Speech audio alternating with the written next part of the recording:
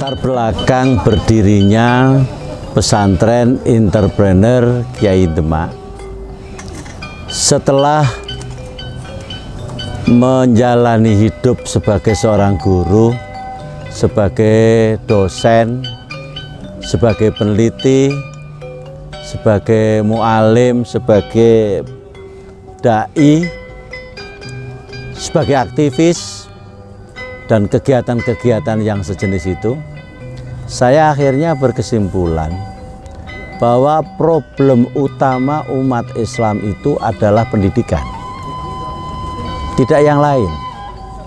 Semuanya akan mengikuti kebaikan pendidikan,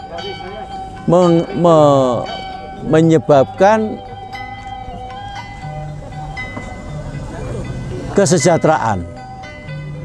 Kesejahteraan berdampak pada perbaikan sarana prasarana atau pembangunan. Pembangunan bisa akhirnya melahirkan masyarakat yang adil dan makmur. Itu selalu seperti itu. Nah, oleh karenanya, maka ketika saya sudah menyelesaikan kewajiban sebagai abdi negara, sebagai pegawai negeri, alhamdulillah selama 34 tahun terus menerus sebagai pegawai negeri, masih sehat, masih bisa berpikir, temannya banyak. Masa sih saya pensiun kemudian tidak melakukan apa-apa? Tanggung jawab keumatan, tanggung jawab kebangsaan mendorong saya untuk mendirikan lembaga pendidikan ini. Dan lembaga pendidikan ini saya beri nama Yayasan Pesantren Entrepreneur Kyai Demak. Kegiatannya banyak sekali, tapi yang dekat ini ada 3. Pertama adalah pendidikan formal, mulai dari SMP, diniyah, madrasah diniyah, pusto, dan tahfidz. Itu formal. Kemudian pendidikan non formal atau pendidikan masyarakat, yaitu pemberdayaan masyarakat, pemberdayaan ekonomi masyarakat. Kemudian yang ketiga, ini kegiatannya untuk kepentingan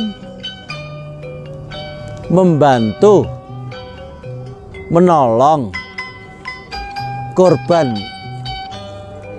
paham dan gerakan-gerakan yang bermasalah, baik secara agama maupun secara hukum. Nah, mereka-mereka ini umumnya tidak ada yang menangani, tidak ada yang membina. Nah, setelah kita ada di sini dan kita punya fasilitas dan sedikit kemampuan untuk itu, maka kita lakukan apa yang disebut dengan penyelesaian atau penanganan korban masalah aliran dan paham keagamaan yang banyak terjadi di Indonesia itu. Dari sinilah nanti lahir pemimpin-pemimpin Indonesia yang mempunyai dan didasarkan atas semangat nilai-nilai Qur'ani. Pemimpin dalam masyarakat, pemimpin dalam bidang ekonomi, dan pemimpin dalam kenegaraan atau birokrasi bisa lahir dari alumni santri-santri di sini. Kalau pemimpin pemerintahan semua sudah jelas, pemimpin perusahaan lain nih, muslimin atau bahkan orang Indonesia pada umumnya itu lemah. Banyak yang menulis, banyak yang berbicara bahwa Indonesia ini ekonominya hanya dikuasai dari sekian 165 juta orang, itu hanya 200 orang yang menguasai. Dan itu orang-orang ini orang hebat, orang yang bekerja keras, orang yang punya pengetahuan, dan terutama dia punya mental entrepreneur yang tinggi. Nah, itulah yang saya inginkan agar supaya dari 200 misalnya ya, 200 orang pemimpin bidang ekonomi itu, iya, 10%-nya misalnya itu lahir dari dunia pesantren. Pesantren memiliki fasilitas, ada gedung, ada orang, ada program. Masyarakat tidak memiliki itu. Masyarakat bagaimana bisa diuntungkan dengan adanya pesantren itu? Dan pesantren itu sesungguhnya sebagaimana dulu dibangun oleh para sunan, para wali, itu adalah memakmurkan masyarakat sekitarnya. Jadi keberadaan pesantren itu berarti pertanda masyarakat sekitar akan makmur. Dulunya nggak ada seperti di sini nih. Dulu tanah di sini tidak laku. Dengan adanya pesantren di sini hanya berupa gerbang kayak gitu, tanah sebelah laku, tanah sebelah laku, tanah di depan laku, di belakang-belakang menjadi laku. Kemudian kalau sudah laku nanti sudah ramai di sini, di sebelah sana nanti akan warung, di sana akan ada warung, di sana akan ada warung. Jadi ada multi efek dalam bidang ekonomi. Dengan ekonomi yang berkembang kayak gitu, itu nanti kesejahteraan akan muncul.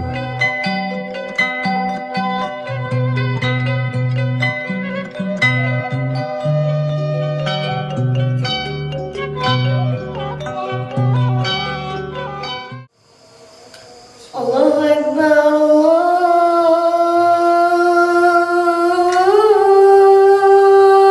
Akbar.